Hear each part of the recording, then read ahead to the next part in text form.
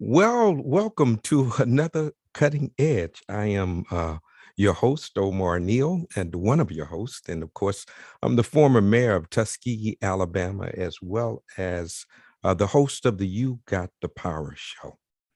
Well, today we come with heavy hearts. Uvalde, Texas, the place where 19 lovely, beautiful souls uh, transitioned, and two adults due to a person who did not see the value in life.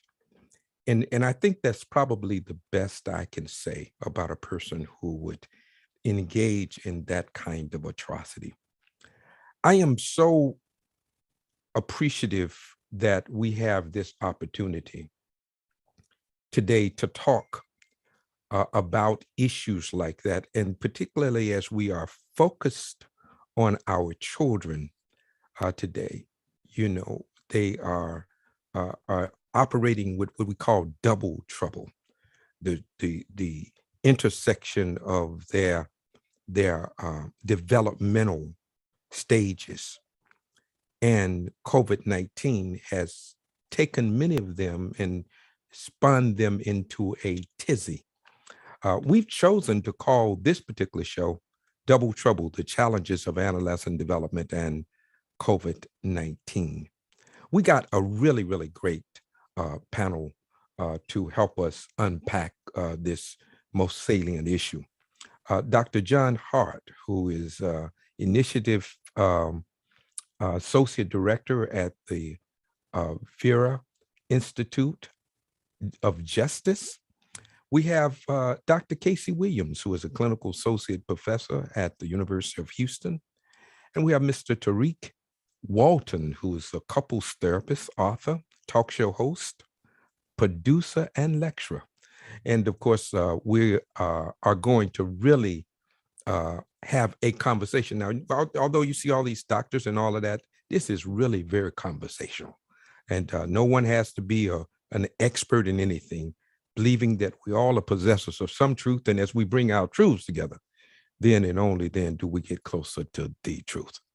Now, since I'm trying to lay out some truth, do know this: every week we try to have some kind of thing that associates itself with a month. And this month, we salute the mental health awareness. The Cutting Edge tries to be relevant to what's happening each and every week. And so we are continuing with the theme of mental health. Now, let me bring forth my co-host. He's a brother from another mother. He serves as professor of the University of Maryland School of Public Health and director of the Maryland Center for Health Equity. We call him Dr. T around here. You may call him Dr. Stephen B. Thomas, but he is the person who put all of this together. Ladies and gentlemen, please join me in welcoming my co-host and friend, Dr. Stephen B. Thomas. Hey, Dr. T, how you doing? Hey, Mayor Neal. Thank you for that wonderful opening, reminding us of the fact that even in the midst of a pandemic, there are other issues that descend on us, and we're literally traumatized when we open up the newspaper.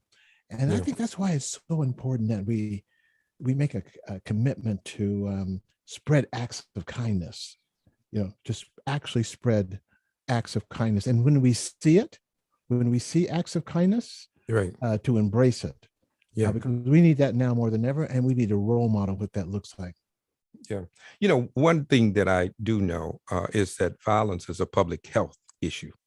And as we explore the ways that communities are traumatized, whether or not it deals with health disparities or whatever the issues are, they are still traumatized. And as a society, if we do not address them properly, we all will suffer. There was a saying that Dr. King said, Dr. T says, a threat to justice to anyone is a threat to justice to everyone. And that I could not be what I ought to be until you are what you ought to be. and you cannot be what you ought to be until I am what I ought to be. We're interrelated and interdependent. And so I when remember that. people are suffering and being a father, I feel it, visceral feeling of what Yes. a parent can only imagine. The worst nightmare is Yes. to get that phone call. Mm.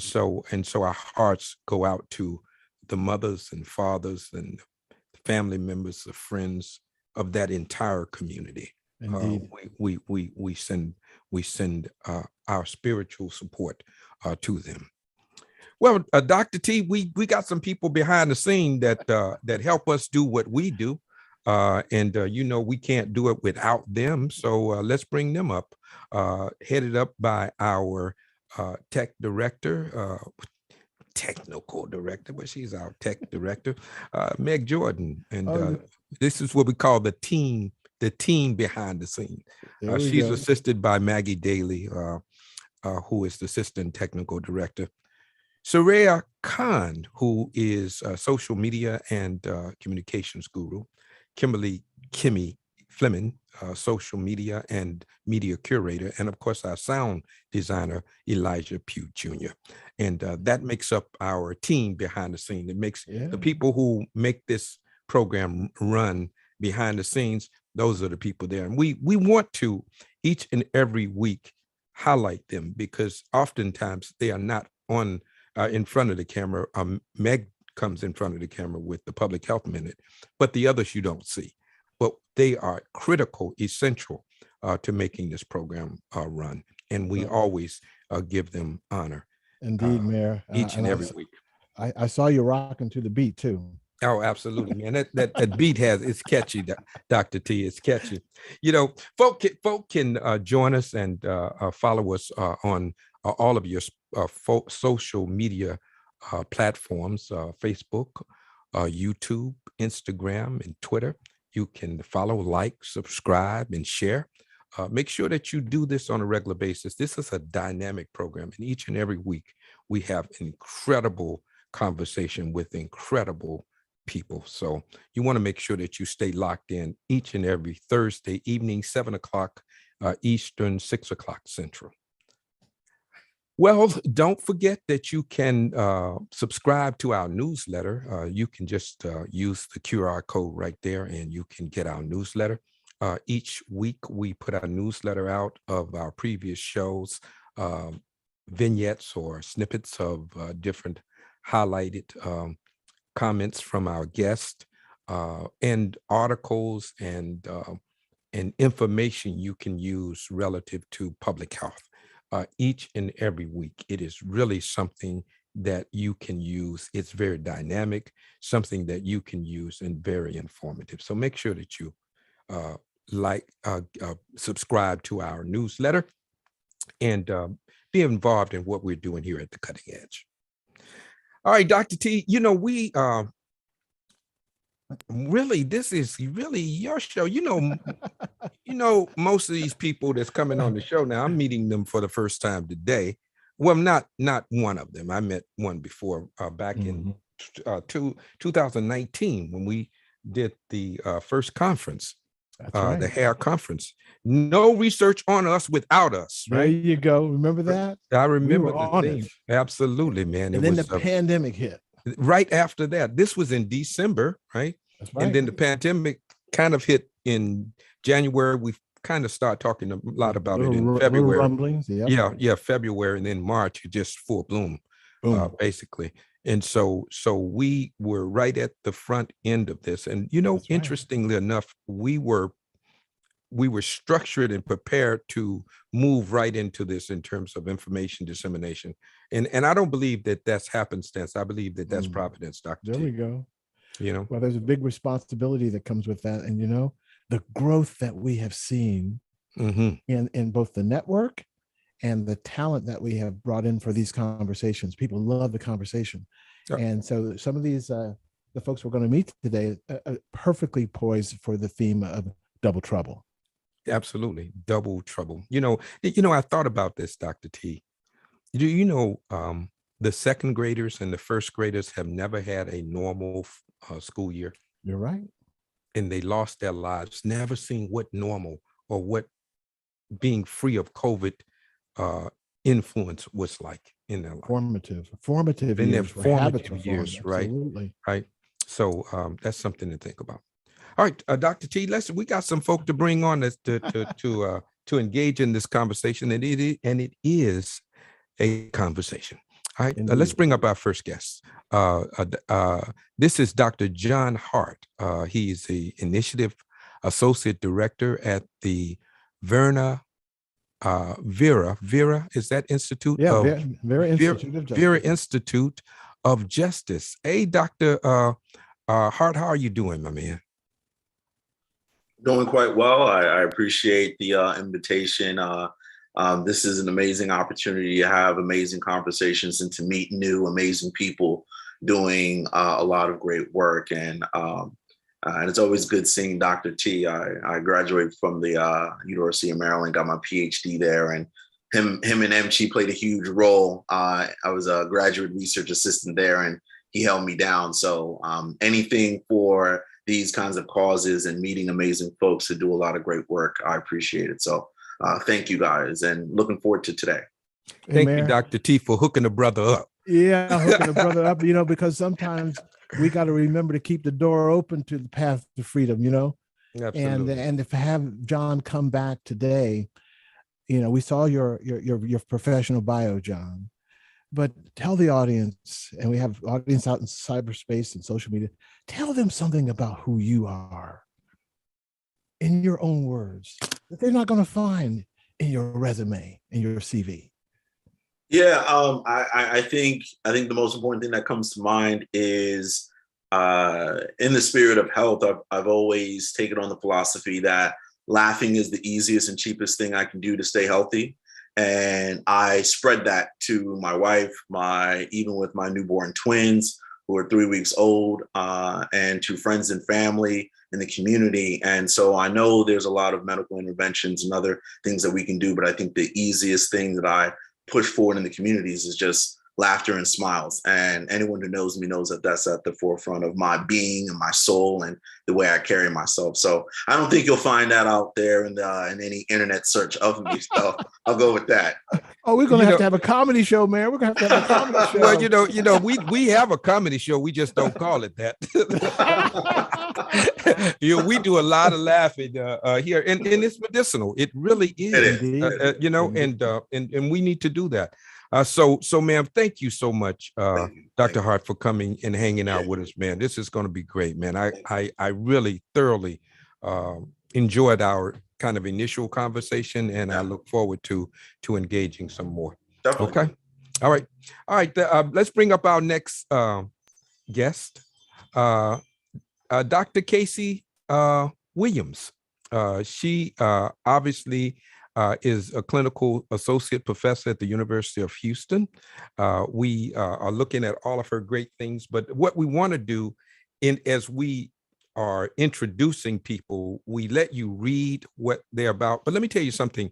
In just the conversation, she was talking about that you talk over football fields because of what she did. So, I noticed that her voice was so vibrant, and I'm saying, you got to have a tremendous microphone. She said, no, that's just how I talk. So, ladies and gentlemen, let's talk to the person who has the microphone. Let's talk to Dr. Casey Williams. Hey, Dr. Williams, how you doing? I am well and wonderful. How are you doing? Does everybody hear me? Yes, absolutely. Can hear you. And that smile, and Dr. Hart talked about it. So important to laugh and smile. And that's not just for you, it's for the people who are around you. You never know where your smile just may lift a person's spirit, right? Yeah. Happens all the time. That kind of thing. So, Dr. Hart, when you said that there needs to be some science, it probably is some science around that. Yeah. Right. But I'll tell you about it. Right. But I think you want to talk about that. There's got to be some science around that. And maybe if we can emphasize that in our schools, young children have times, because you remember when we used to play and laugh and joke. Now everything is so formal. Stop, shut up, and sit down. right? Come on, man. I'm 2 years old. Hey, Mayor, you know, one of the things I saw in Dr. Williams' bio was the work that she's doing K through 12 in dance and physical Wonderful. activity. And just as John brought in this, the humor, and we need to lift up the science there, also the science and the physical activity in dance. And Dr. Williams, you know, we saw your bio. Yes. But there's something about yourself that's not there that people need to know that drives your passion. It's hard because I just tell it all. Like I put it all out there. I'm trying to think of something, because when you reference dance, right? The body's built to move. You just formalize it with certain dance movements, or you just listen to the music, or you just hear it in your spirit and you move because the body's built to move. I think that's like, even though it's not necessarily written in that way or in those words on my resume or my CV, that's what I'm all about. The body's built to move. So move every day. And that is something that even in when you're, having different abilities, or you have limitations, or you have limited space or things like that, you can move in your own space. And then what Dr. Hart said about that laughter piece, your mouth moves, your muscles move. You use fewer muscles when you smile. It takes more. So that's not the kind of exercise I want you to do when you frown. Smile and laugh. And then there's that science that you were talking about. It releases some stuff automatically. Your brain doesn't know the difference. So just smile. And if you start laughing, your body thinks something is wonderful that's happening. So let it happen. Let it happen. Wow. So that's it. I'm an open book, Dr. T. Right. That's what endorphins are released through laughter. That's and that's what gives you the good feelings, right? That's Mayor, you were right as well, in the name of, particularly in our schools, and testing, and make them sit down, and the thing that goes is the physical activity. Come on. All the activities that might bring laughter. They have literally taken play and some physical education out of schools. Yes. Right. Just free play even is gone. Free play. I mean, that was my favorite subject. Recess.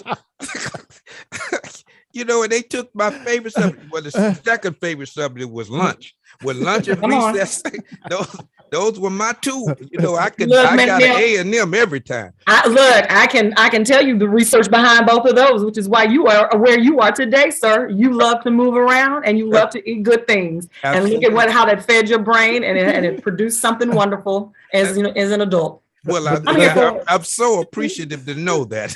Hey, Dr. Williams, let me say something else along the way that just is now coming out. Again, pandemics, silver linings. Yeah. And that was the lunch ladies. Yeah. They did a whole CBS piece on lunch ladies. Oh, man. That were doing these TikTok things to connect with the kids. Oh. And what struck me was a young kid comes by. He said, I usually would never even speak to them. I would never say hello to them. And now he's having whole conversations with the lunch ladies. And these happen to be African-American women and predominantly white kids. The lunch ladies, the janitors, those people are saviors as well in our schools. Wait, hold up. Who don't talk to the lunch lady? That's when you get an extra piece of chicken. Man, You have to what's wrong with you? You really don't understand that? We were up north. I was very nice with the lunch lady. Down south. I love it. Absolutely, man. Wednesday, it was Wednesday or Thursday, which was chicken day. Oh, man, line as far as you could see. Right? You got your extras. Before we move on, may I just take a moment to acknowledge my fellow Texans and that community. Absolutely. Where yes, thoughts and prayers, please. They're due that. They're owed that. But action is what I'm calling for.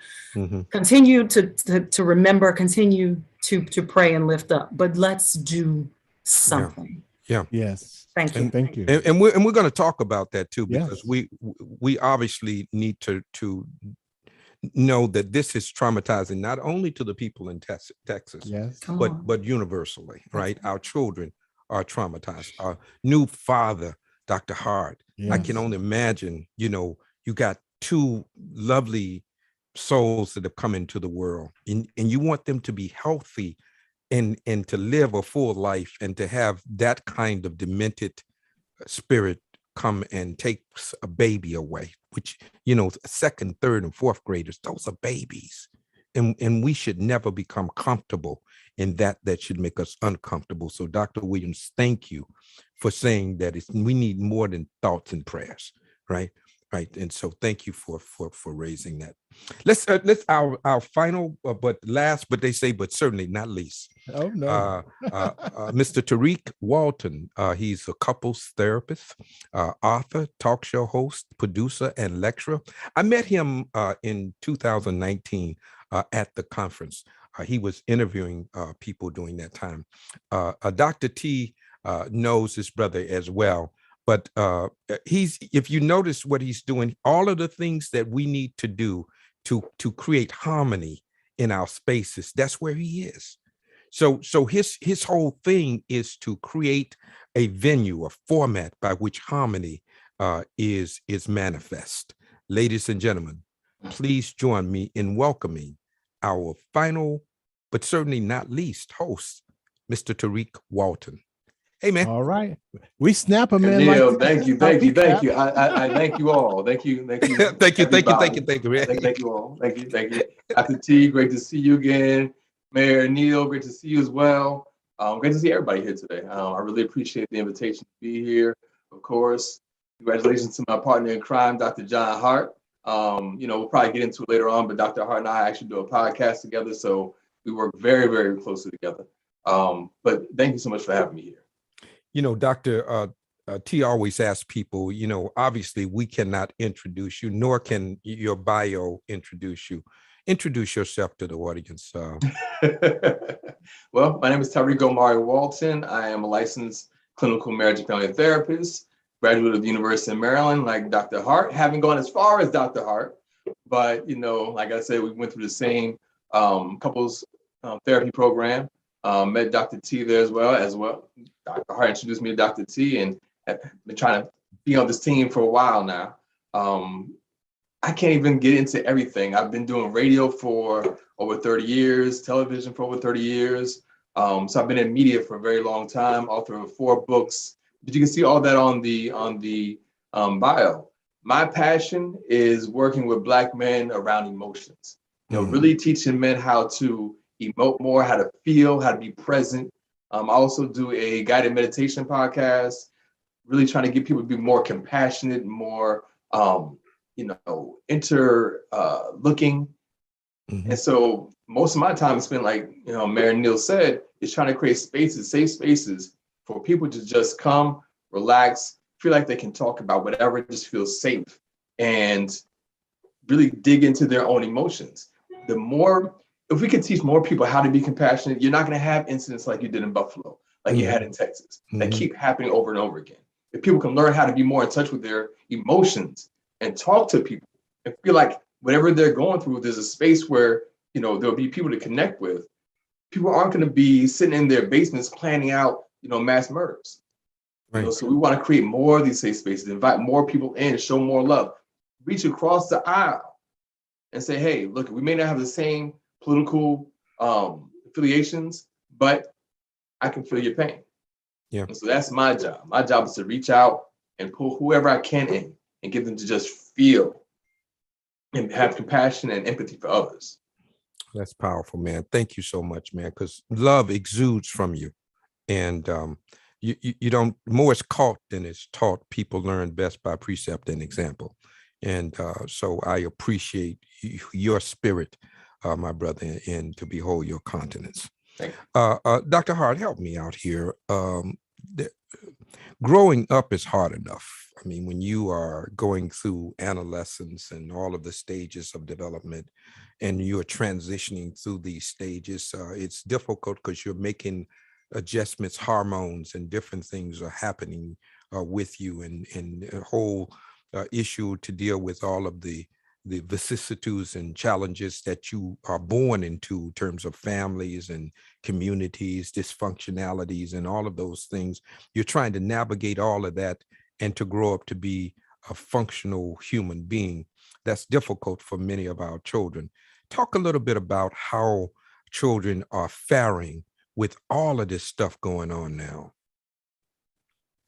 Yeah, no, I think it's an amazing point that you stress. And I love the developmental piece that you added, because I think that is very critical, right? So when you think of normative developmental stages, it's very clear that there are ideal circumstances both internally and externally, right? So when I say internally, we're looking at things such as emotional regulation, we're looking at temperament, personality, all those things. When I think, when you're thinking externally, you're thinking like family environment, you're thinking genes, you're thinking, what's in the neighborhood, those kind of school environments, right? So those things all play a critical role.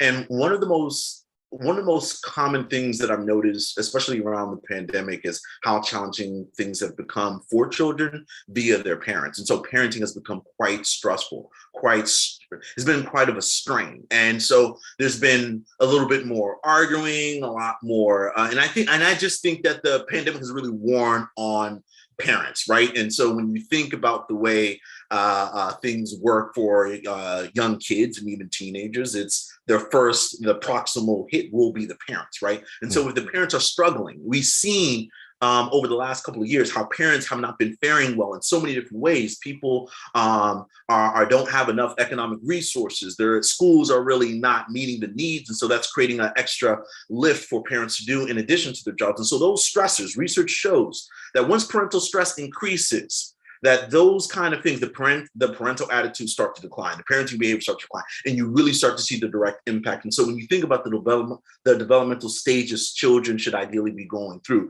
the COVID has really impacted it. I mean, it's already hard to have that ideal trajectory without a pandemic. You add a pandemic on top of that. And then if we were to add other socio factors such as race and where people are growing up, I mean, now you're creating a lot of challenges. And so I just want to wrap up by saying is that when you look at the many factors that have been impacting children during the pandemic, not everyone's being impacted the same. And I think that's been one of the hardest things, both as a clinician and also as a director working in communities, is that you have some folks who are not doing well, but then you have other kids who are really, really not doing well. And that's a problem in and of itself that I know is a topic for another day. Man, well, you certainly laid it out, man, and thank you so much for how you were able to crystallize and encapsulate that question and your response. Dr. Williams, you're working with children, and so you see it up close. Have you identified what Dr. Hart has said with the children? Have you seen the added stress, and how is it being manifest? Absolutely. And no. So there is that piece that, thank you for that caveat, Dr. Hart, that it's affecting people differently.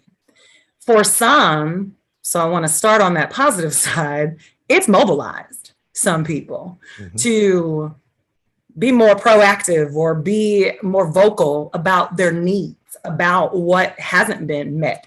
You said, and I take notes, no research on us without us, from a previous conference theme. And so when you think about all the things impacting these young people, are you asking them?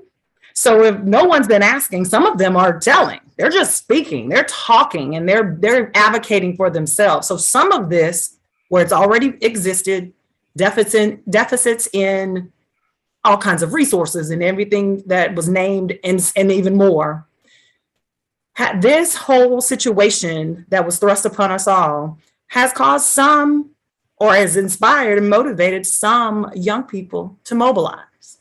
But on that flip side, we do have to recognize that there are still some silent or ignored voices and people who are suffering, and students, you're seeing it left and right across, and I mean, rural, urban, micropolitan, metropolitan, you're seeing it everywhere, impacting people. And of course, some who were already not being given anything, zero budgets or cut budgets or whatever. You're seeing those things play out.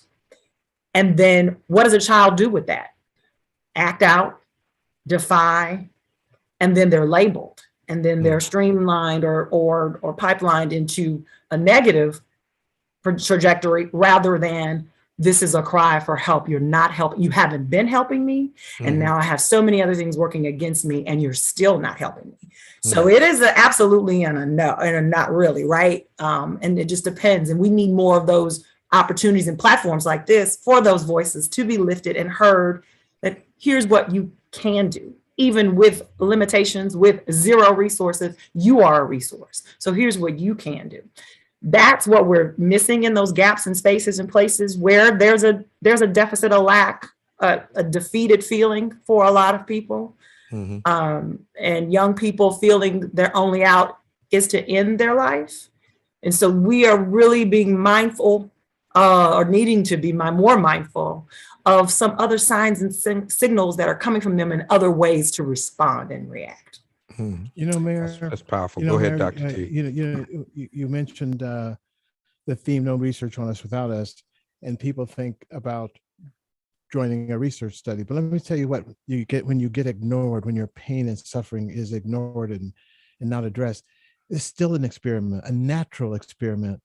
So this theme is one we're coming back to, because the details you just described need to be codified in a way that we can help shape policy. So let's keep sharing with this audience what the manifestations look like. What are the signs to look for? And how can lay people help? And when they see something, help provide some guidance. Thanks, Dr. T. Mr. Walton, I want to get into the notion of internalized trauma, vicarious trauma.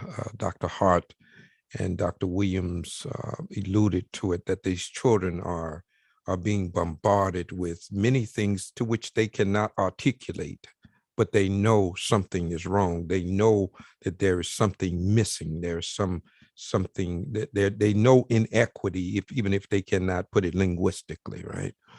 They know that the mama has changed her attitudes because she's under stress, right? They know daddy and mama fussing more than they did before. They know that they don't know quite why, but they know that. So what they do, oftentimes they either act out, as Dr. Williams is saying, or they go inward with depression and other things, and they withdraw from the process. And that's where this kind of suicide and other things right now, the number one killer of Black males is murder through guns, right?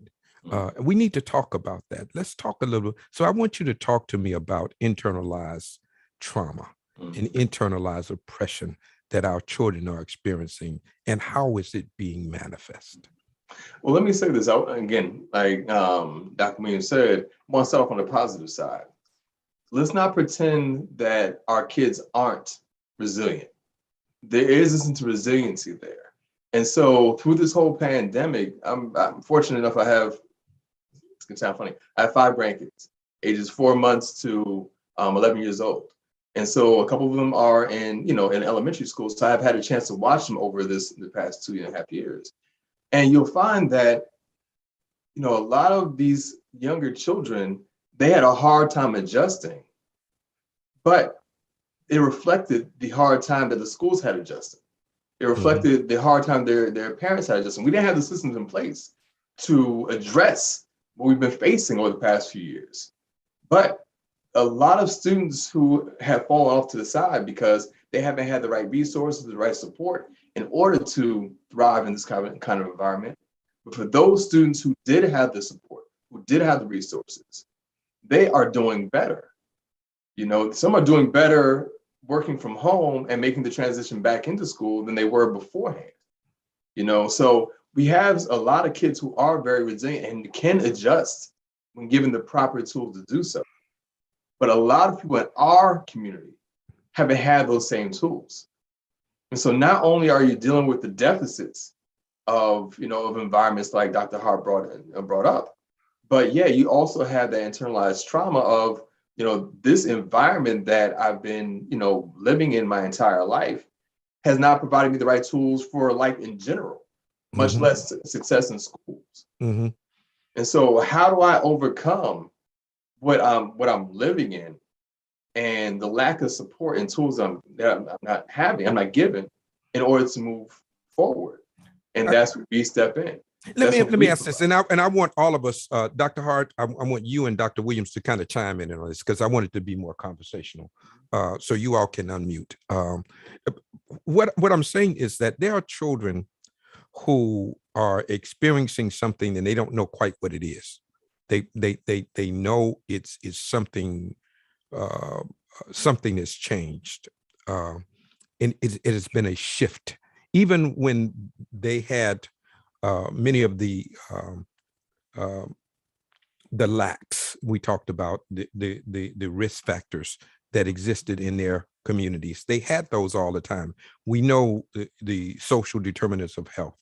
We know all about the disparities in even education and all of the institutions that are developmental, right?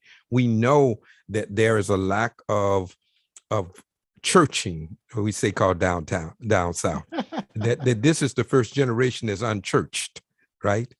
So they don't have the spiritual support, many of them, as maybe in previous generations, right? So all of those things compounded can create trauma for people. Then when you add in social media, right, and the challenges associated with likes and shares and all of those things that people associate with their popularity, that can add and is compounded on these children. Then you add mass that I don't even see your face, right? So the connection and interpersonal relationship, social distancing exacerbates the interpersonal relationship. All of these things compounded can create stress for children that they don't and they cannot articulate. And that's the point that I'm making. And I like Dr. Williams and Dr. Hart to chime in on that.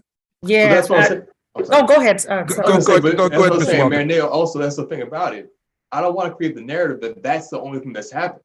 That's why I wanted to make sure that people recognize that there is a sense of resilience out there among young children. Yeah, we have that trauma that some people are in, but it's unfair to create the narrative that this is the biggest thing that's happening. No, you're seeing people adjust. You're seeing people get through it and do well.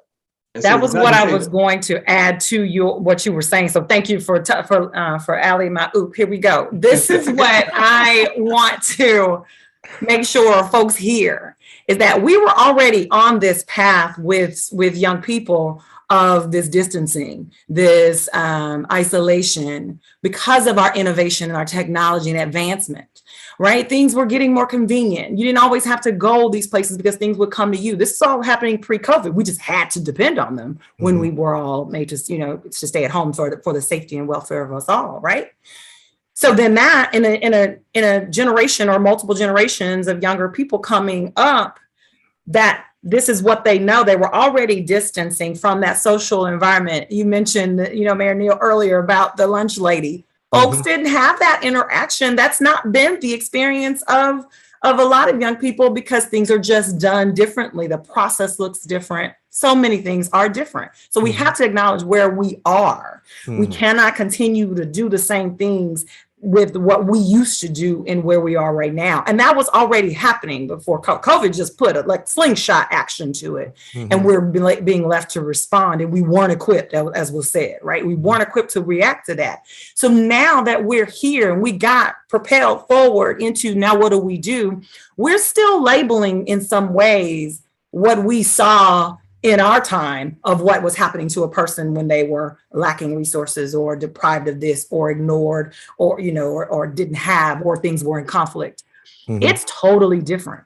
So we have got to be totally different in our understanding and approach. And we've got to speak to these young people and ask. We can't go back, to this, whatever this new way of life is going to be, by going backwards in our thinking and our practices and our mindsets. And so that's what I want to caution anyone, layperson, expert, anybody in between. Don't go back by going backwards. I've been saying it for a while, and that's just something I truly want to have some momentum, because things are totally different.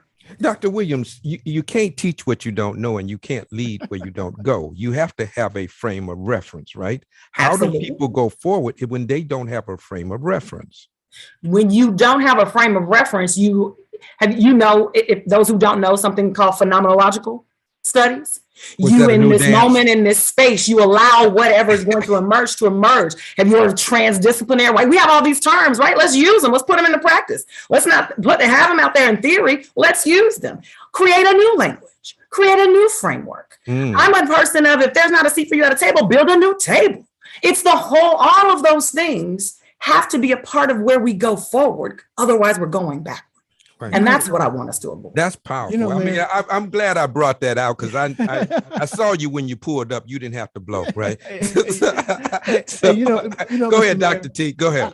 I'm listening to the conversation and realizing at the very beginning of this pandemic how we went out, you personally, myself, and many other barbers and stylists and folk listening to us, when they got vaccinated, they celebrated.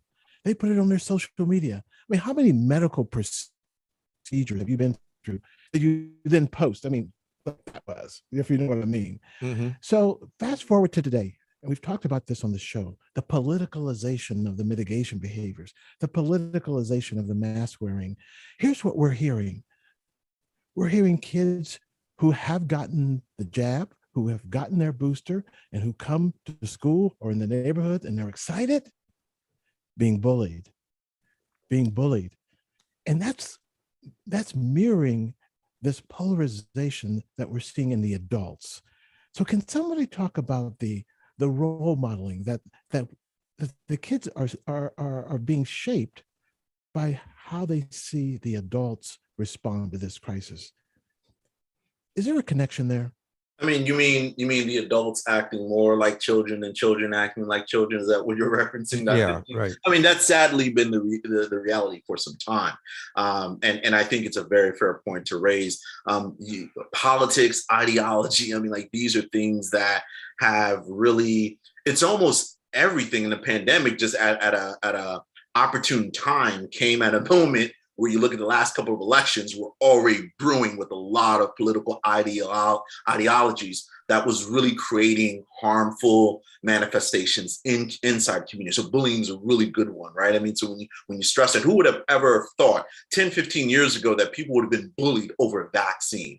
I mean, like, let's be honest here. I mean, people were being bullied 10, 15 years ago over other things like, oh, you don't have the freshest Jordan, so we're going to bully you and get on you about that. People are, and so when you look at, and Dr. Williams is referencing, when you look at this seismic shift that has happened, what needs to happen is there needs to be a lot of adjustments. It needs to be a lot of reckoning with ourselves, with our families, with our communities around what is helpful and what is not helpful. And the other thing I want to say too, and I think everyone on today's conversation is doing a really great job about this, and I'm a firm believer, even when I meet with clients about this, is we need to name what's going on. Because if it's one of the things that like propels and perpetuates a lot of harm in society is when we are not naming things. So if we're not naming bullying, if we're not naming self-harm that young kids are doing more than ever. I mean, research shows that even self-harm has skyrocketed. We're not naming some of these behaviors, some of these attitudes that are happening, then it's easy for it to just keep going. And then it just creates more and more impact. And so I really appreciated it. And I know, Dr. Williams was pressing a lot, on one of her personal professional philosophies for me, both in the therapy room and outside. I'm always saying, well, people have to name this. And to brother Walton's point, I totally agree. And that is, in addition to naming some of the harmful things that's going on around politics, ideology, let's also continue and actually do more naming of a lot of the positive resilience that we have within ourselves. Come on, right? Now. We need to be able to talk to the little ones and say, okay, you had a rough day at school. You got through it. I'm proud of you. I love you. Yeah. We're going to go at it again. All right. Mm-hmm. But I'm going to be here. And, so we have to also apply. We can't always succumb and have a lot of the negative manifestations just secrete itself into like our skin and into our souls, because that's actually what's happening. So yes, a lot of the macro level things are happening, but I do agree with Dr. Williams and Brother Walton's point around, if we can continue knowing what we are going through today with technology, and so that we can make adjustments as adults, we can grow up, be mature, make adjustments as well, it starts to make it easier for the babies. And once it starts to make it easier for the babies, then that resilience that's already there that Brother Walton has talked about can now skyrocket and now has a place to grow. We can now nurture it in different kinds of environments. And that's where we need to be going. Wow, that's powerful. I appreciate this kind of authentic conversation. I appreciate the honesty that is exuding from each of you. You would never know how much. because I cannot put it linguistically. All right. Let me bring Dr. Carol Ritter on. Dr. Ritter is our resident physician. She's been with us now for the beginning of this show. She has always been a special part of what we do. She is a gynecologist in the Maryland area. And of course, she has always just kind of been there to help us from that perspective, capsulate the thoughts and conversations. Dr. Ritter, welcome. We miss you a couple of weeks. We miss you. So welcome home. I've been off. Home. I've been back. I've been up to the mountaintop, literally, and back. So I came back, and this conversation is wonderful. I have been thinking more about children. As a gynecologist, I see them, but they come in with their mothers, and their mothers always speak for them.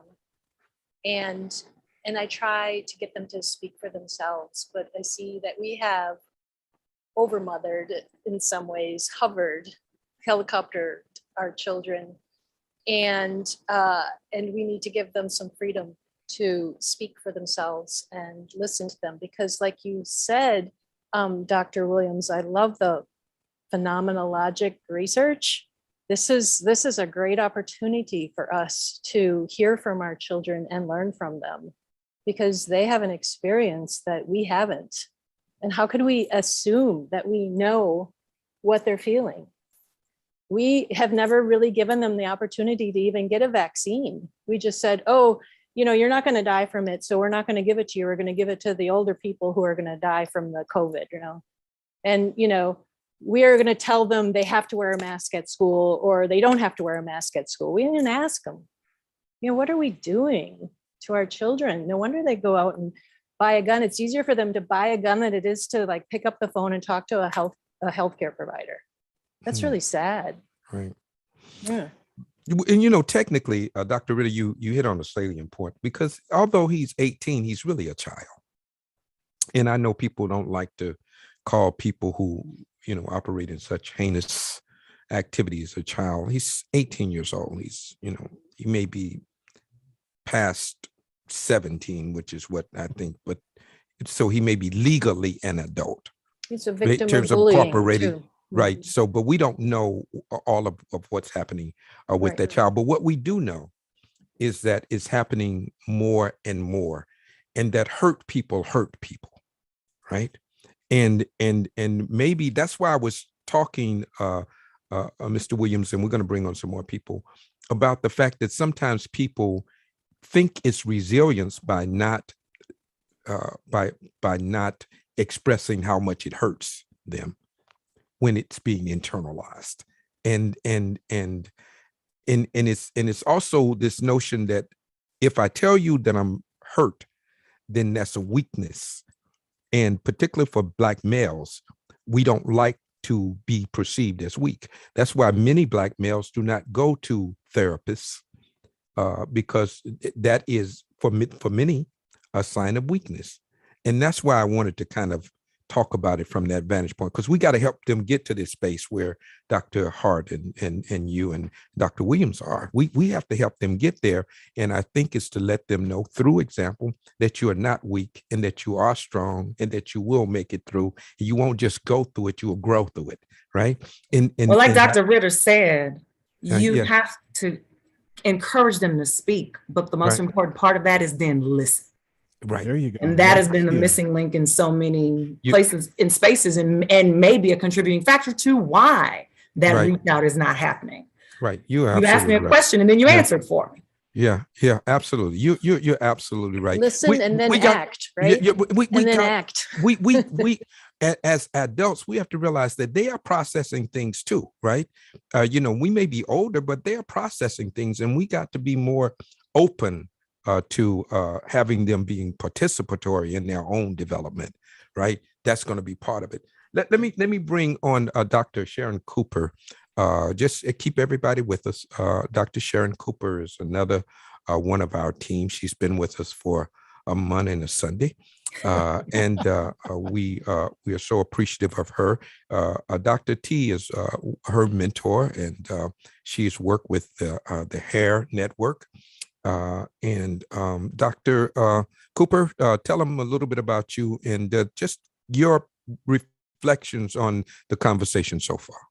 Well, as you mentioned before, this is powerful, it's profound, it's necessary. It's just looking at all the aspects and understanding the root causes or underlying issues and addressing them. And that, I think Dr. Ritter hit the point there. It's taking those actionable steps. Once you understand there is a need, addressing that particular need. And I found in the area that I work with and in problem solving courts, especially truancy courts and the juvenile drug courts, that is part of the evidence-based programs that they offer, that whole approach, holistic approach, which involves the family, which involves speaking directly with the individual participant who's a part of that court. And even when they're entering substance programs, that's the core. Understanding the individual, meeting them where they are, and taking those actionable steps and including them so they're participating in their wellness, in their path to better wellness and quality of life. Oh, okay. One of the things that Dr. Cooper has been instrumental in helping our barbers and stylists complete the requirements to become certified community health workers. And as we have this conversation, I'd like for folks to speak to the role that these certified community health workers in the community can play. One of my observations in the barbershop and the salons is that when the kids come in for their first haircut, particularly the young men, let's stay right there, it's a celebration. It's like cameras rolling. It's like a big deal. And I've seen moms sometimes say, as I'm sitting there and commenting on a barber, how good he is with a child not crying, and I'll comment like that. And she'll say, I want my son to have a male role model in his life. And it was the barber. And I thought it was very interesting that these are relationships. These are not transactions. And so by strengthening that infrastructure in the community, the village, maybe we can get these early warning signs and have other buffers to help our kids. Yeah, let's do this. We got a couple of things we're going to bring on some people. So Sharon Jenkins, get ready. Reverend Porter, we want to try to bring. I don't see they're not camera ready. I don't know. The camera is not on. So maybe it'll be just vocal. But what I want to do is get a pulse of our feelings collectively, our emotions, our collective emotions. We do a thing called the word cloud each and every week. And what we do is we try to get a pulse on where we are. So we ask you to put a word into the chat that best describe how you feel right now. You can put as many words in as you like, one at a time, and we have people curating it in the back room. And at the end, we'll show you what it looks like in terms of how we collectively feel. Dr. T, is that kind of what we do? I mean, I normally have you do it, but I figured that I'm going to try to do what you do. Well, we're a nice little tag team. And for those out in social media space, just use your Q&A box, put your words in, as many words as possible. Don't worry about spelling, just get them in as fast as you can. And as the mayor said, the team will build that. And the larger the word reflects, more people said it. And we have found over the course of this pandemic, it's a nice, interesting little pulse beat of how people are feeling. And as that cloud comes up, then our panelists can riff on the very things that they see. Yeah, good. What a conversation we have going here. And Mayor, I just want to mention to you about bringing people together across the different generations. We brought our undergrad students together with some middle school kids in science class to help decorate a filter. And my undergrads said, I thought those middle schoolers were going to put bunny rabbits and princesses and fairy tales as their decoration. But what those kids put on those boxes, the anniversary of Trayvon Martin's death. Black lives matter. All lives matter. the things that we are grappling with. And my undergrads, either 18 years and over, were just amazed that these kids were even paying attention. That's a disconnect, because they could be peers. They could be role models for one another. We need to create space for that intergenerational, cross-generational sharing. Can that work? You experts out there, can that work? That floor is open. Dr. Williams, in the schools? I was typing my words, so I missed a part of that. There is no such thing as multitasking according to the human brain. We can call it up what we want to call it. It doesn't happen. You're something else. In fact, you could be a part of the team. Yeah, I told you this is me all the time. This is why I was like, there's nothing that it doesn't say. I want you all to know you all are officially a part of this family. I love the Henceforth and spirit. forevermore. I'm telling you, I just want you all to know that. We got to create some buffers out there so kids have places to go, even if it's not an adult. It may be that, that next few years above them, and know that they can get help. Well, you mentioned something a moment ago, Dr. T, about the mentor looking for a role model, right? Mm-hmm. We know this to be true. Children are always watching. Young people are always watching. Whether you have this formalized role model, title or mentor title like you have with Dr. Cooper, right? It doesn't have to be, institutionalized or labeled. It's there if they're there. And so when you're around a young person, they're watching you. What are you modeling? What are your behaviors? How do you respond in conflict and difficult situations? How do you exhibit joy and happiness and hope and freedom, right? What do you do as a person? So that's where that personal connection comes in, and then just being in the room. So if we're able to be around each other in our whatever way that looks like for us, and engage in these healthy ways and healthy spaces, and what does healthy mean to you is going to be different depending on who you ask. But then ask, listen. Dr. Ritter calls us to listen and then act on that. Yes. And so that's where the buffers come into play, is understanding that if you get into a field where you're engaging with people, if you do any kind of job where you're going to engage with people, and that's a whole lot of jobs, you are a role model by nature of being in that space. And so when they're there, they're watching you. And particularly if you're working with young people or you're around them in any way, capacity in your life, they're watching you, and you have this opportunity, even if it's a small and fleeting moment, to make an impact on that person's life, make an impression that could truly be a game changer, a moment to pivot, a time to save their life even. Yes. You don't ever know that impact that you can have even in a small moment, but particularly if this is something you're engaging in, or people you're seeing and around on a day-to-day basis. Like I said, more is caught than is taught. People learn best by precept and example, right? So, and people like to see a sermon better than to hear one. And so speaking of that, that's a good segue into bringing in Reverend Pointer from Buffalo, New York. Hey, Reverend Pointer, how you doing? Doing well this evening, and as much as anyone in Buffalo is doing well. Right. I want to acknowledge you and Buffalo and express our condolences to your city as well. Thank you kindly for that.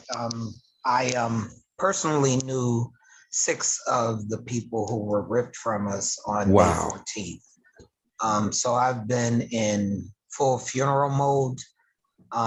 And the last funeral I attended was yesterday. Mother Pearl Young, who I've known since I had hair when I was a boy. So I knew Mother Young for 5 decades. And it's just really unsettling that, this is our America. This is the nation that we are members of, and this is normative in America. I mean, we're still burying our dead here in Buffalo, and then Uvalde happens in Texas, and I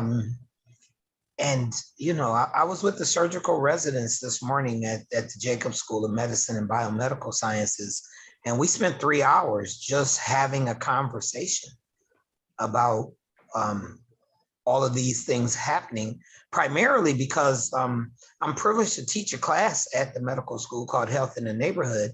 And that TOPS market is the one we take our students to shop, to demonstrate for them that when you give advice to people, you have to know what the circumstances they are living in.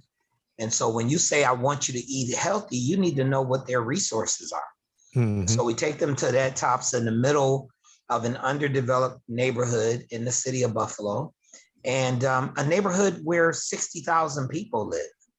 And that supermarket that you saw, which I'm sure you could tell, is about 10,000 square feet. And that's the supermarket that that neighborhood has. And there isn't another supermarket for 5.5 miles. So, I mean, this is all really real. And, Kat Massey, when I became the president of the parents of the Buffalo School District some years ago, she was one of my active parents. And she said, you're going to Board of Education meetings, so I'm going to go with you because I don't want you to be alone.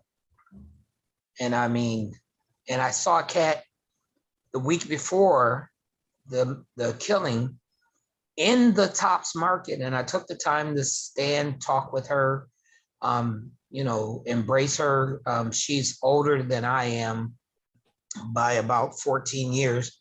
And so her attending Buffalo Board of Education meetings with me, I sat next to this brilliant woman who just mentored me as a parent, as a leader.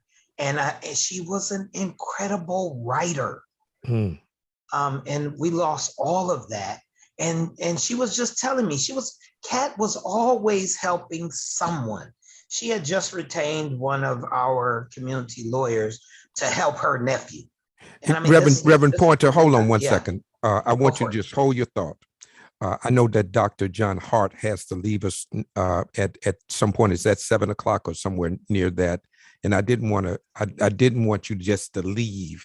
I wanted to express our profound appreciation for you and the knowledge that you dropped on this, in this space, right? You're an incredible brother, and we are so appreciative to have had you join us in this space today. Your final comments, sir. Thank you. And again, apologies, Reverend Pointer. Yes, I would not leave such a wonderful group by just jumping off at all. So I appreciate it. Again, thank you all for the invitation. It's been an amazing evening, well spent, just hearing a lot of brilliant ideas on how we can push forward within the scope of Mental Health Awareness Month. I think my final comment, I just want to piggyback right off of Dr. Ritter about that notion of action. And when she had mentioned it, I just thought about what I talk about in therapy with clients, and that is, especially with young people, when we get to that part where we want to act, I think one of the best things that we can do to encourage healthy development in young people and in children is to not assume we know what to do when we act, but to ask them like, hey, how can I support you? What do you need from me? Lead with those questions first before you act, because that will shape your action first. Once you get the feedback from these young people, from these young minds, that's the resilient part. Then you add your own piece to it. So it makes it less transactional, more relational, more positive. And so I know we're throwing out action, but let the action be collaborative, especially with young people. And if we can start making action collaborative, then a lot of these mental health and other physical health concerns that we're having can be mitigated in so many different ways. So I just want to say thank you all. I appreciate you all, and please feel free to reach out. And so thank you again. And Dr. T, good seeing you. Mayor Omar, is good seeing you. Hey, Sharon, Dr. Ritter, Brother Walton. Hey, Dr. Williams, Reverend Pointer, folks up at top. Thank you, everyone. Everyone have a blessed day. Take care. Thank you. Love you, man. Thank you. Take care. God bless, folks. Good. Yeah, and Dr. Mayor, Pointer, go ahead. I just want to say, Mayor, we're putting these young scholars out there like John. He's a brand new dad, twins. That shapes what he reads in the paper. And as Reverend Pointer's describing, unlike some communities that can tear down the school where the tragedy happened and build a brand new one, they fought hard to get this Tops grocery store in that food desert. They fought real hard. And so the kind of healing we're talking about here needs to happen with more help, more professionals, and more lay people who can help. So Reverend Pointer's been our point person there in Buffalo for the hair barbershops there in the city, and we're gonna invigorate that space there, those barbershops there, as well as safe harbors for emotional wellness. You know what Reverend Pointer did? He contextualized it for us. It was not just a grocery store. It was more than that. It was a gathering place. It was a safe space that has been violated. And I don't know if that's permanent or whatever, but it will never be the same again because of what transpired there. And that although it's 60,000 people, and that's a large city for many places, but it was close knit. People knew each other. They loved each other. It's a city of good neighbors, right? It was centered around the connectivity of its members, right? And so when that is violated, I guess the question to you, Reverend Porter, how do you restore? How do you rejuvenate? How do you resuscitate a community when it's been so badly injured? I think that what I said to the dean of the medical school and to the 120 surgical residents this morning was, we have to reclaim that space. We have to refuse to allow this kind of action to keep us from doing what we have done in that space up until now. I think it may not be the easiest task of our lives, but it's necessary. And it's necessary because if we were to succumb and that store were to close, first of all, there wouldn't be a store in that community. And about 38% of the people who live in that neighborhood don't own personal transportation. So now it becomes a task to go and just get groceries. So we have to reclaim that space. We have to take it back from the evil that presented itself there, reclaim it as a community, embrace ourselves and each other, and then rebuild in a way that affirms humanity and rejects the kind of actions that we saw on Saturday, May 14th. Thanks so much, man. We love you, man. And thank you for providing spiritual healing in this most difficult time. And we do know that sometimes we're bleeding while leading. And so you need to take care of yourself as well as you seek to take care of others. Okay? Yes, sir. All right. Appreciate that, Mary. Thank you. All right.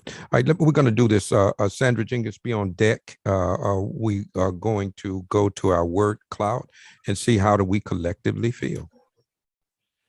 Now, this is very interesting for our new guests. The larger the word, the more people said it. And look at that. What do you see, Mr. Mayor? Well, you know, the largest word, hopeful and creative. I mean, think about that. And we talked about the different ways, and Dr. Williams and Mr. Walton and Dr. Hart all talked about we got to think out of the box. That Dr. Williams spoke very clearly that we cannot do things the way we did them previously. We have to shift the paradigm, right? Yes. We have to do things differently, and I think that's where that creativity comes. But what I know that Dr. Hart said, and even Mr. Walton said, we got to keep hope alive. Yes. We got to give people reason to believe that there is a better day coming, and that we can participate in creating that better day. When you look at compassion and inspired and encouraged and interdependent and renewed, and if somebody said mellow like a cello, right? But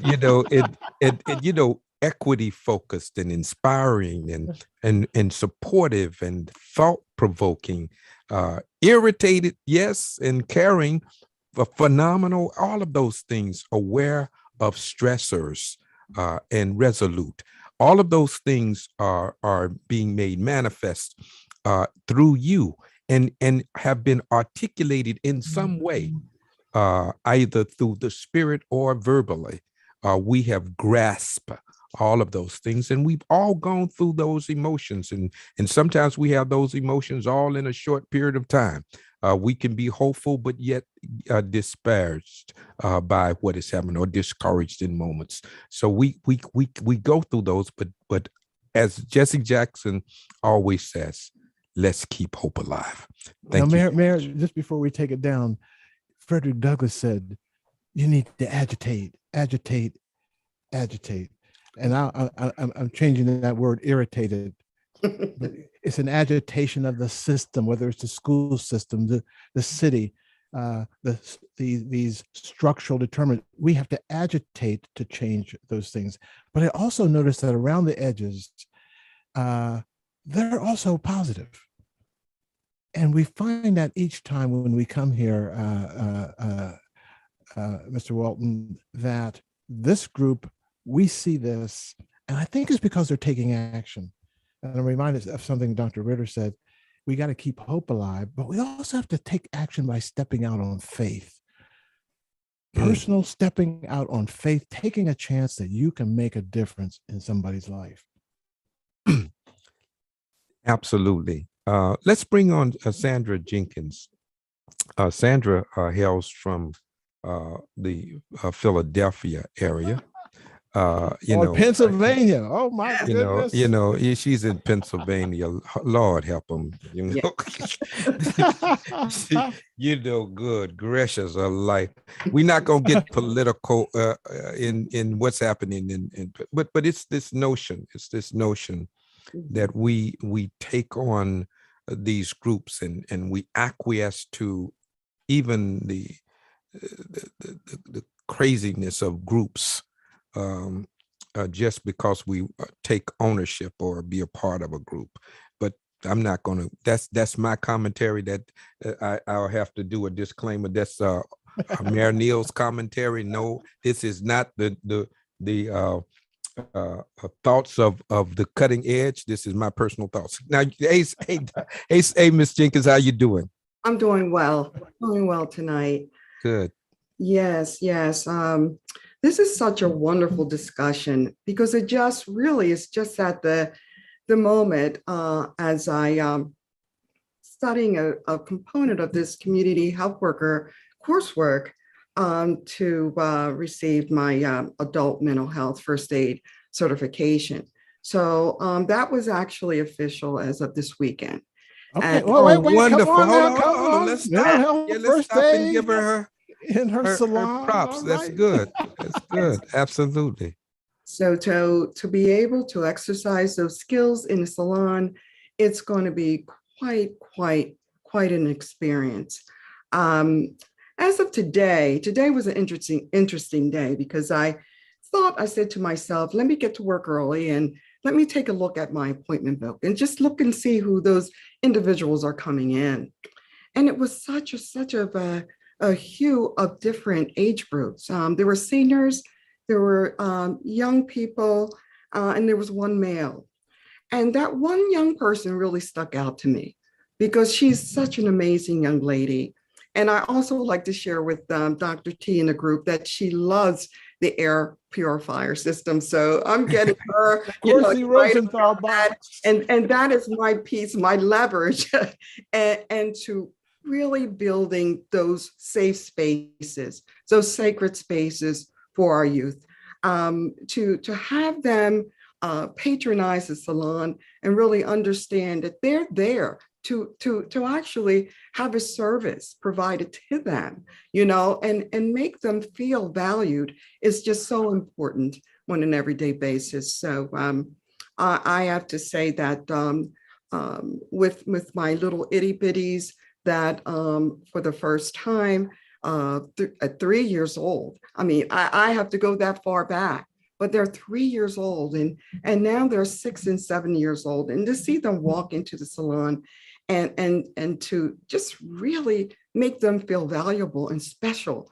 you know, that is just a lifelong experience for them, and to understand that they're there for self-care, they're there for us to be there to provide a service to help them feel better about themselves is quite of a, you know, wonderful like opportunity and place to be. Yeah.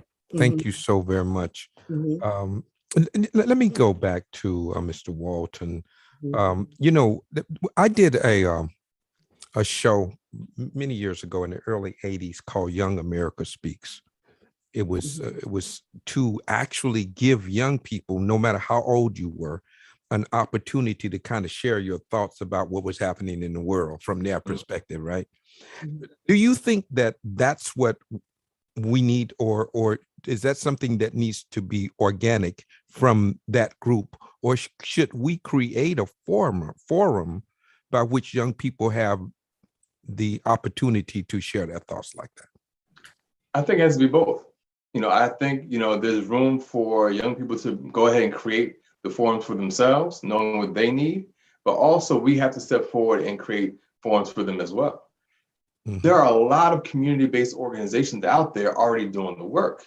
You know, for example, we talk about the barbershops and salons. For 2 years prior to the pandemic, once a month, I was going into barbershops doing conversations around mental health, relationships, well-being.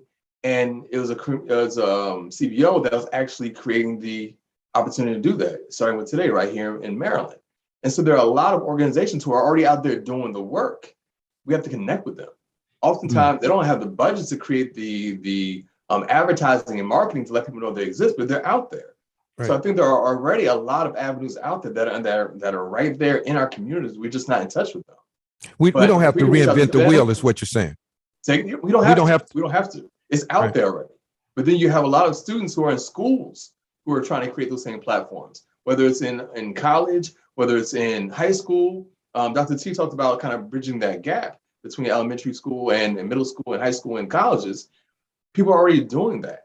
But it's a matter of us finding those people who are doing that and giving them the support they need in order for them to be successful, and make sure that more and more people are able to find those platforms for them to be able to express themselves. You know, Mr. Mayor, one of the things that Mr. Walton did for us after he graduated, we called him back because a staff person had some challenges with her son. And she literally said to me after going to the therapist, I put quotes around that, she says, "Dr. T, can you help me find a Black male therapist for my son?" I thought that was interesting. And I had to reach out to Tariq, and he came in and really made a difference. Tariq, we're now bringing those kinds of services into the barbershop. I guess the question is, they're not CBOs, they're small businesses. How might we help them also, Dr. Williams? Kids go to school, but they also have the relationship with the barber or the style. How might those places be resources? And Dr. Ritter, they all have TV screens. How might we bring you into the barbershop and salon to literally talk to people? Might we use this technology ourselves to transform the space? Is that to Dr. Williams or who? I realize, you know, when I step into your role, I realize you got to tell somebody. You because they need to prepare to kind of respond to what you're saying. That's important to do that. So let me go to but I trust Dr. Williams can catch what you're saying. Go ahead, Dr. Williams. You need to first unmute yourself first. Okay.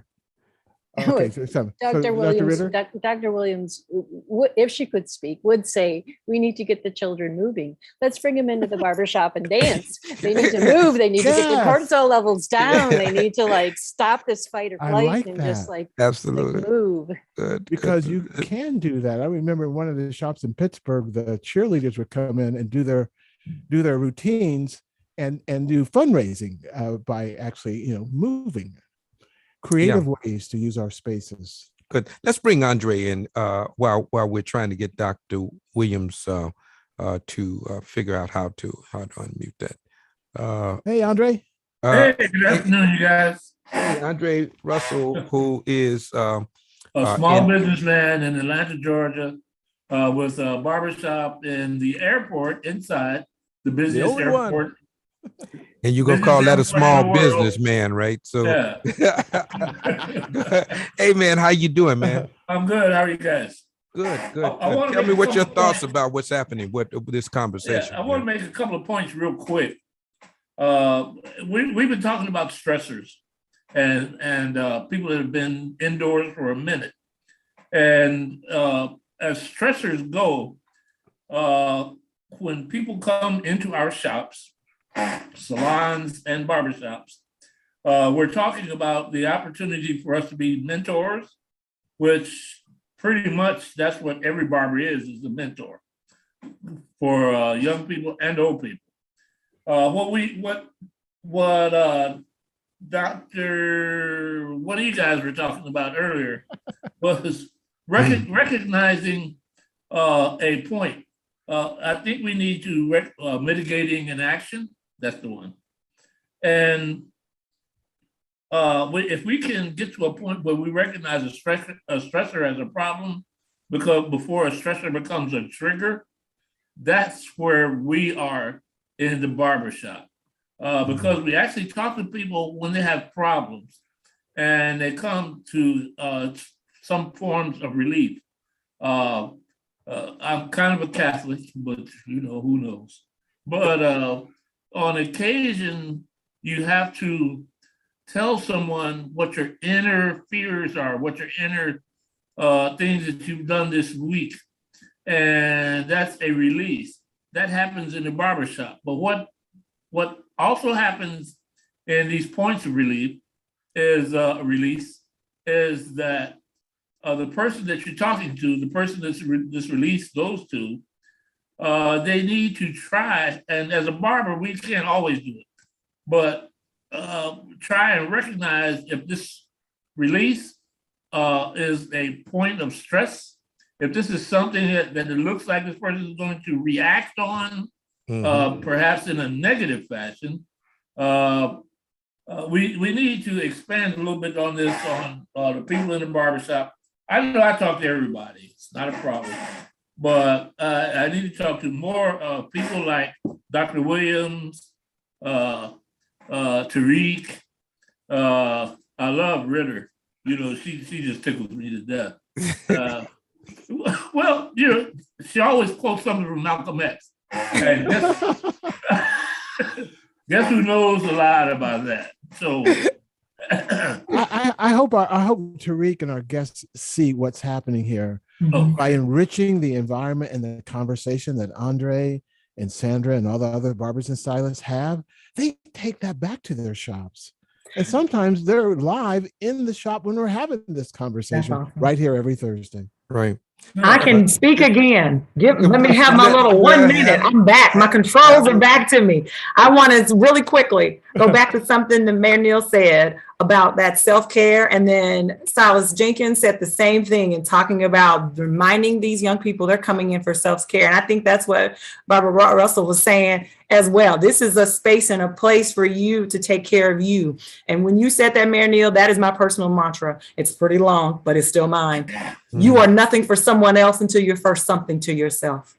Wow. Summed up quickly, you can't pour from an empty cup. So if you're filling up yourself, you have other things to give to others. You have overflow. You have that extra. Right. But if you're giving people fumes or droplets of you, pieces of you, it's going to play itself out over and over again. And the younger and the earlier, the sooner we give that, ingrain that in young people, is not selfish.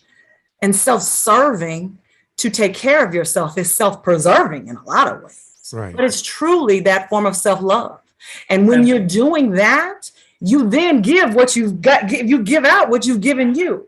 Right. And so that is where, in those places and spaces where you all are connecting with them and providing that environment that they're welcomed and loved and cared for and being taken care of, they And will by in you, turn and by go do you that. saying that, knowing that you can't stop. That's right. Yeah, the thing of it is, like I said, in every barbershop, there's a mentor. Everyone. Every salon, there's a mentor. Everyone. I happen to have been a mentor for years and years through 100 Black Men and other things that I've done. It is not uncommon for someone to make a mistake because they don't actually recognize what someone is saying. That's the point that I'm trying to make. I've been trying to make it for a couple of months now, where we run into all of you guys, psychologists, doctors, this, that. I say almost every time, let's get together other than this, because when you guys cut off tonight, I'm not going to see you again. It's not getting. No, they're gonna come back now. Hold up now. Hold up. This part of the family. Yeah, but what I'm saying is, I need a little depth. It's just me asking. Right. But Ms. Dr. Jenkins, I'm sure she'd like to spend a little time with Tariq. I'm sure she'd like to spend a little time with Casey. Of course, we always have time for Dr. Ritter. But Meg, I've asked Meg about this, I think last week. Meg, pop up. Hold up. Let me see something. Now they says Andre Russell, we don't have moderator on the end of it. So hold up. So when did you get to be able to make those? Hold up. My question. Hold up. Go ahead. I'm gonna let you do this time. This time? Okay. Well, right, this time. Go. I'm a mentor. I only need once. Okay. It grows. I talked to Meg about this. Between our cow group, our guys with feet on the ground, we need to meet again. We did for a little while, where we're actually talking, and by the time we come to our weekly speeches, our weekly mentoring, our weekly exposure, we have targets of opportunity where we can ask people certain questions based on what's happening in our shops, based on what message we're trying to get across the next time. Right now, we're doing mental health.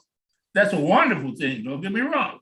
Hey, we need to get to your question. Is that the question? Because we got. Well, no, it's not. The question is, I'm sorry. No. I talked to Meg about it, and I don't know if it's been brought up or not, but I'm looking forward to doing more of our panelists things, but within our group, because when Dr. Tariq, Dr. Williams, they don't have time to talk to us every week, not every week. And I appreciate their time, love them to death, and looking forward to talking to them again. I know Meg. Amen. I really appreciate it. Amen. And the benediction, and that's it. Thank you so much. Meg, would you respond to Andre in terms of saying, yes, you will coordinate and make sure that these people are accessible to the barbers and the stylists, and we appreciate him wanting to know more and to interact with them more. Is that correct? So you want me to repeat all that to Andre? Just say amen. Yes. But I want to. Hey guys, you know I love you. It's not. This is funny. I hope the audience. Because I like to move forward. I'm sorry. Andre, I just want Dr. Williams to know, and some of our new folk and Tariq, we got a family here, and so when timing is everything, And now the barbers are saying, we want, can you bring, versus us imposing it on them. So they're asking for it now. Some of the clinical partners are working with Andre. They're amazed. They've done over 1,000 vaccines there. Now they want to bring cardiovascular disease. But Andre's saying, I need mental health. So we need to also be responsive to their needs, not just what we see in our epidemiology. So Dr. Williams, I hope you see this as a space to come back to and to share, because they're asking for this kind of conversation to come into their shops. Yeah. And with Meg, we're going to make it happen to the extent we can. And you see how they love Meg, because Meg is the one when they're calling, asking for help. And that's the other cross-fertilization you see here. Good. Thanks. Bye, Andre. How you doing? Let's do this. We got to wrap up. We got we got 2 minutes. Time flies. Mr. Walton, thank you so much, man. And I want you to see if you can give a closing message to our listening audience based on your spirit as you experience it right now. What would you have them to know as your final statement? I just want to kind of piggyback on what Mr. Russell was trying to bring up in terms of getting more voices into these spaces to have the conversations that we're having right now. Like I said, the work that I've been doing starting for today for those 2 years, you heard the tone of the conversations change over those 2 years. There is so much knowledge that was being shared and brought out that even the barbers themselves were able to take this. And when I'm not there, they're sharing that knowledge with their clients. And, right, Mr. Rose, that's what you're looking for, right? Mm-hmm. And so we need to find more people who can do this work. Right, I'm only one man, and unfortunately, Black males only comprise, I think, 0.7% of all mental health workers in the entire United States. So there's not enough of us. So if we can encourage more people into the field, we'll love that.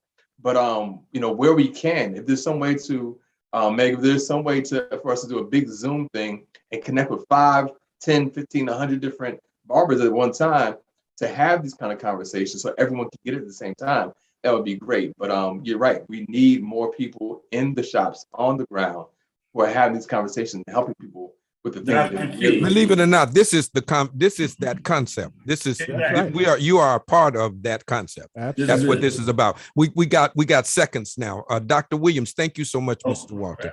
Just really quickly to the seconds. I just want you to say to the barbers, to the stylists, to everyone you're working with, take care of yourselves too. That right there, you're modeling you taking care of you. You often neglect you because you're in a giving and a helping profession. And that's all of us, right? We're in helping professions. Take care of you. They're watching. Absolutely. Well, I like to thank each and every one of you. Dr. T, thank you for all you do to make things happen. And let me say to Dr. Ritter and Ms. Jenkins and to Dr. Cooper and to Reverend Porter from Buffalo. Yes. Thank him so much. In his absence, Dr. Hart, who made just a wonderful contribution to this conversation. This is so important that we stop. And I'm so appreciative that Dr. Williams emphasized self-care because it's important to do that. And as I always say, you can't teach what you don't know, and you can't lead where you don't go. And so go to self-help, and then you can help others help themselves. As always, I'd like to leave you with these 2 words. Remember that I love you with a perfect love. But more importantly, remember this, you got the power. Thank you for joining with us on this segment of The Cutting Edge, and we'll see you next week. Same time, same station. Have a wonderful day. Bye-bye. Bye-bye. Keep your mask close.